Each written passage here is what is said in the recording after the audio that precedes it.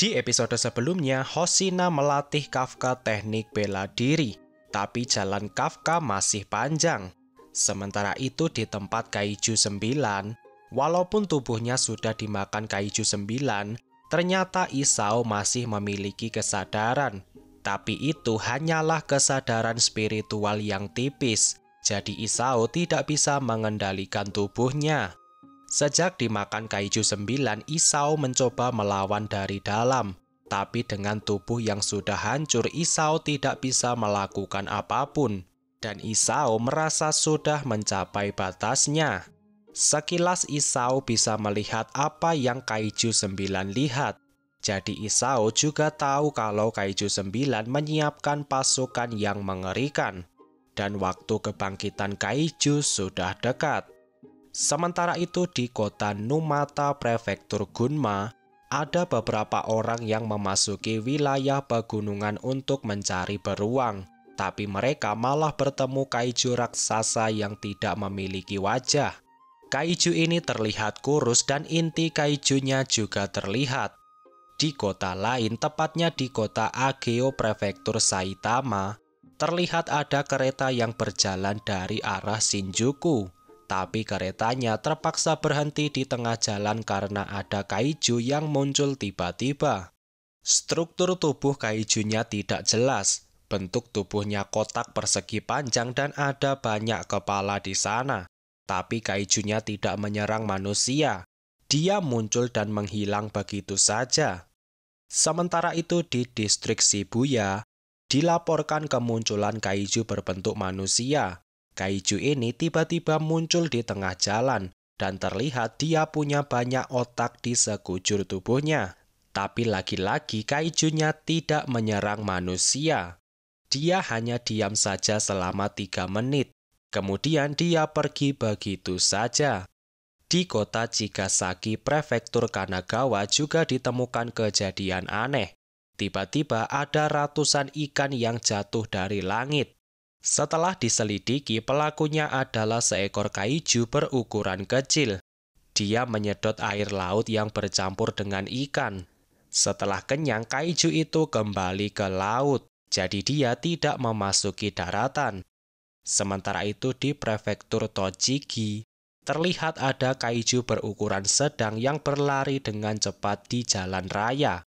Kaiju ini seolah sedang berlomba lari dengan mobil di sana. Tapi dia juga tidak menyerang manusia. Kaijunya terlihat berlari sejauh 12 km dan tiba-tiba menghilang begitu saja. Berpindah ke Prefektur Chiba, tepatnya di tempat penampungan minyak mentah. Tiba-tiba ada tangki minyak yang kosong secara tiba-tiba. Belum diketahui kaiju seperti apa yang menyerang tangki minyak di sini. Dan bukti yang tertinggal hanya sebuah lubang kecil dengan diameter 15 cm. Sementara itu di kota Hokuto, Prefektur Yamanashi, terlihat ada beberapa orang yang mendaki gunung. Mereka menemukan banyak kawah raksasa di banyak tempat, tapi tidak terdeteksi ada meteor yang jatuh. Jadi penyebabnya sudah pasti adalah kaiju. Tapi belum ada bukti kemunculan kaiju di sana. Semua kejadian ini semakin meresahkan. Sejak bulan kemarin tercatat ada 14 kasus kemunculan kaiju, tapi tidak ada satupun kaiju yang berhasil dikalahkan. Dan kejadian seperti ini belum pernah terjadi sebelumnya. Markas Pusat Divisi Pertahanan tidak mau kondisi seperti ini terus berlanjut. Tapi kaiju yang muncul tiba-tiba menghilang sebelum divisi pertahanan datang. Seolah-olah para kaiju hanya ingin bermain-main. Dan itu artinya semua kaiju itu punya tingkat kecerdasan yang tinggi. Hoshina merasa itu adalah pertanda bencana yang dikatakan Kaiju 9. Jika itu benar, maka tidak lama lagi Kaiju 9 akan datang menyerang. Dari penjelasan Kaiju 10, seharusnya masih ada beberapa waktu sebelum Kaiju 9 siap menyerang. Tapi ternyata pergerakan Kaiju 9 lebih cepat dari perkiraan. Jadi pasukan pertahanan harus segera menyusun strategi. Keiji Itami bertanya apa Hoshina sudah mendapatkan informasi baru. Hoshina menjelaskan persiapan evakuasi dan penanggulangan bencana sudah semakin matang, dan sekarang sedang dipertimbangkan untuk meminta bantuan dari negara lain. Tapi susunan kerjasamanya belum selesai dibuat. Bisa saja akan terjadi kebocoran informasi tentang kaiju spesial dan apa yang bisa Jepang tawarkan kepada negara lain. Semua itu belum selesai dibuat, jadi nampaknya kerjasama antar negara tidak akan terjadi dalam waktu dekat. Hasegawa berkata senjata nomor 1 yang dipakai Narumi sekarang dilepas dan akan dilakukan sinkronisasi ulang. Di sini terungkap pengguna numbers 3, 5, dan 7 ada beberapa orang. Jadi senjata numbers tidak hanya dibuat satu jenis saja. Jika ada orang yang cocok dengan numbers tertentu, dia akan dibuatkan senjata spesial.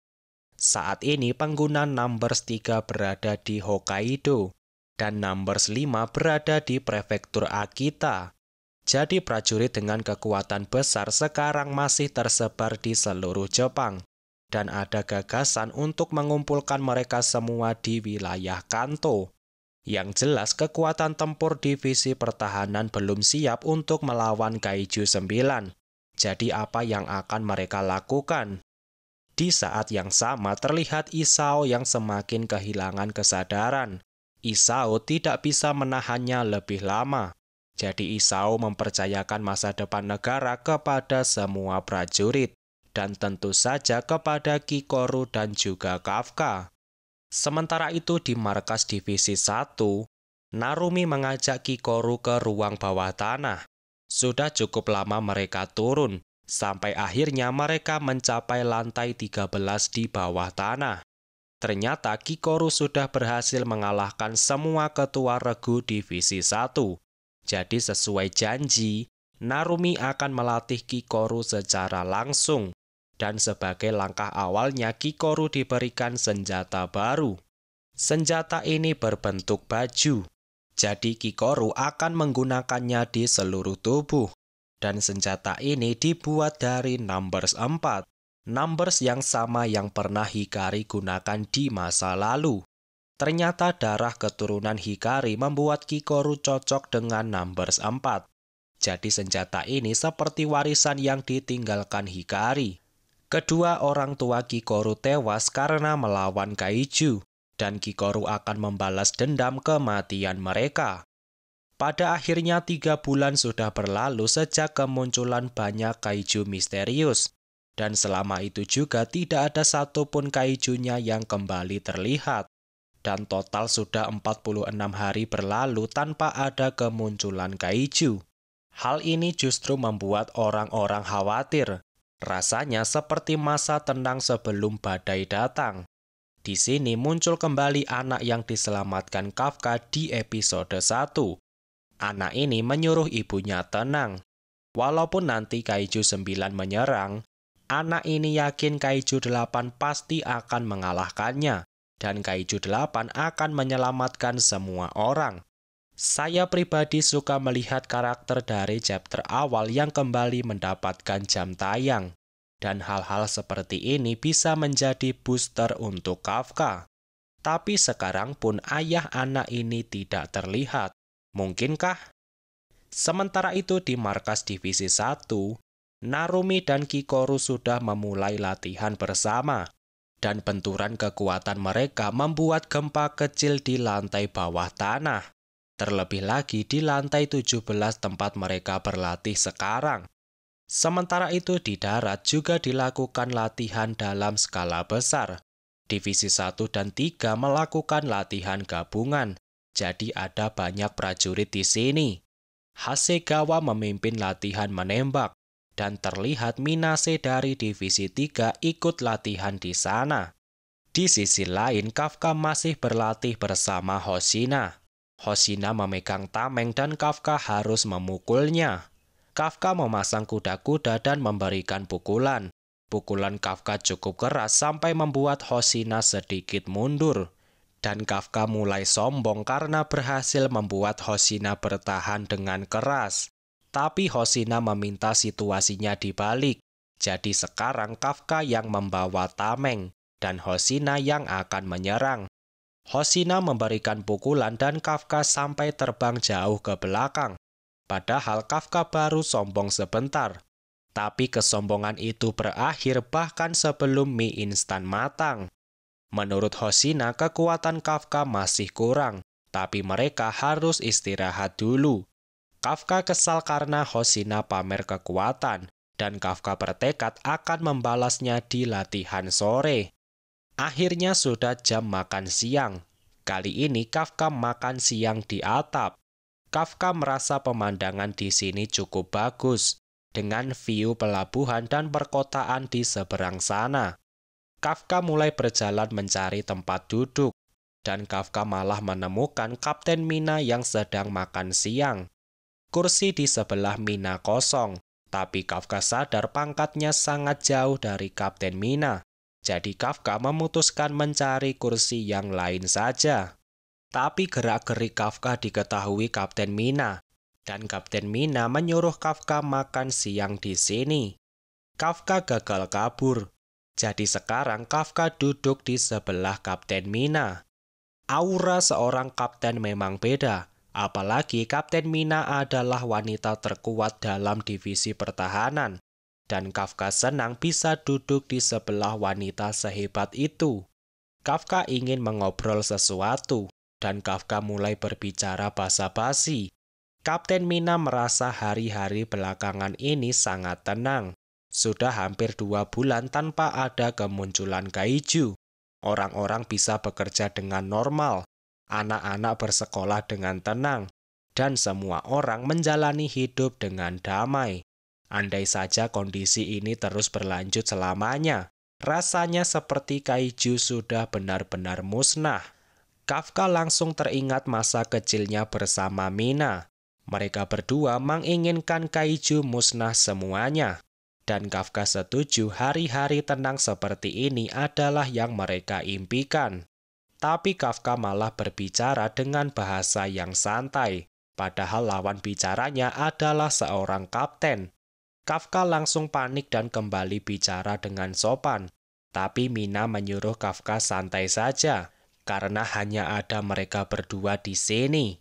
Mina mulai membahas cerita masa lalu. Dulu saat mereka masih sekolah, Kafka selalu berlari sampai kelas Mina ketika ada bel peringatan. Kafka lebih tua dari Mina, jadi kelas mereka berdua berbeda. Dan lagi kelas Kafka berada di gedung yang berbeda. Tapi Kafka selalu menjemput Mina ketika ada alarm kaiju. Tapi sejujurnya Mina merasa sedikit malu. Dan Kafka juga baru sadar kalau kejadian itu agak memalukan. Tapi Kafka adalah komandan anak-anak SD, dan Mina adalah wakil kaptennya. Jadi wajar saja jika seorang kapten merasa cemas kepada wakilnya. Sebagai anak yang lebih tua, Kafka selalu berjalan di depan. Kafka juga merasa takut ketika ada kaiju yang muncul. Tapi Kafka selalu tersenyum supaya Mina merasa tenang. Dan dengan melihat senyumnya Kafka membuat Mina merasa aman. Kafka baru tahu dia terlihat keren saat masih kecil. Menurut Kapten Mina, Kafka tidak berubah sama sekali. Kafka masih saja keren. Dan berkat Kafka, markas Divisi 3 tidak jadi hancur. Mina tahu Kafka sekarang berlatih dengan Hoshina. Seharusnya Kafka akan bertambah kuat. Tapi Mina meminta Kafka tidak memikul semuanya sendiri. Mina sekarang sudah menjadi kuat. Jadi Mina tidak perlu bersembunyi di belakang Kafka. Dengan kekuatan mereka berdua, pasti semua kaiju bisa dikalahkan. Kafka kembali teringat janjinya di masa lalu. Tapi Kafka juga ingat kalau kaiju 9 akan segera datang. Kafka yakin semua kaiju pasti akan musnah. Tapi Kafka menjawabnya dengan setengah hati. Dan Mina langsung paham hanya dengan melihat wajahnya Kafka. Tapi makan siang Mina sudah selesai. Jadi Mina turun duluan. Memang benar Kaiju 9 bertambah kuat, dan Kafka tidak yakin apa bisa mengalahkannya. Tapi Kafka berjanji tidak akan menyerah. Apapun yang terjadi, Kafka akan membunuh Kaiju 9. Semua itu demi masa depan yang akan datang. Sekarang kita berpindah ke distrik Shinjuku Kabukicho. Terlihat ada gadis sekolah yang sangat mirip dengan Kikoru, tapi rambut dia hitam. Dan ada dua pria yang mengajak gadis ini pergi bermain. Di luar dugaan, gadis ini menerimanya. Tapi tiba-tiba dia berubah menjadi kaiju. Dan dia menangkap semua orang di sekitar dengan jaring. Ternyata itu adalah kaiju yang sebelumnya muncul di Shibuya. Dan dia berteriak memanggil kaiju yang lain untuk datang. Setelah 3 bulan masa tenang, akhirnya para kaiju kembali bergerak. Dan mungkin saja kaiju itu adalah ciptaan Kaiju 9. Apakah dia lebih kuat dari Kaiju 8? Apakah Kaiju 9 akan datang dengan pasukan yang lebih banyak? Temukan jawabannya di video pembahasan selanjutnya. Oke, sekian dulu video kali ini. Semoga videonya bermanfaat. Subscribe channel ini dan sampai jumpa di video selanjutnya.